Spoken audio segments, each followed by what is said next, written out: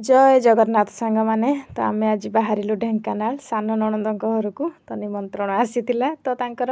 आज अष्टमी पूजा तो बहुत धूमधाम रे पूजा करंती 3-4 दिन तो आमे एठी पहुंची जाइथिलु ता सहित जिना और आदिंकर आज कान फुडा अछि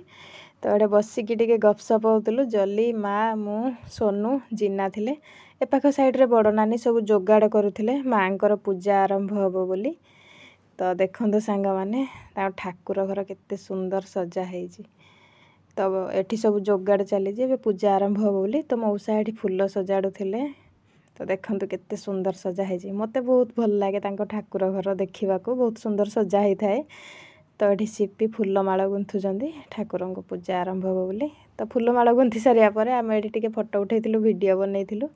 तो बाहर ये रोषेई होउथिला कारण आज बहुत सारा लोक तांकर खाइबे तो ये 3-4टा आइटम हो सारी भी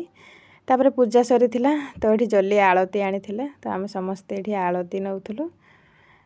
तापर आरंभ होइथिला कान फुड़ेवा सेरेमनी तो फास्ट ये जिन्ना को पाली पड़ीथिला तो पार्लर रु जने घर को आसथिले फुड़ेबे बोली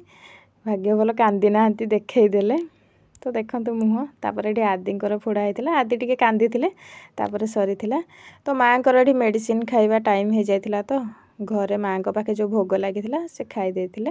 तापर ऊपर आसी टिके रेस्ट नौथिले तो देखंतु सांग माने केते सारा आइटम बना हेतिला तो एटा चिंगुड़ी पुलाव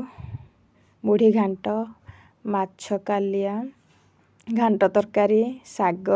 शिंब डालमा खीरी बहुत सारा आइटम होइतिला तो ये बाहर सब लोक माने खाउथिले तापर भितरे आमे खाइबा को बसथिलु तो मु जहा जहा खाए सेतिकी आनिथिली तो ये सीपी जली मु खाइबा को बसथिलु सतरे सांग माने बहुत टेस्टी हेतिला मते तो चिंगुड़ी पुलावटा बहुत बढ़िया लागिथिला तो पेटे खाई देथिलु तापर आमे आसी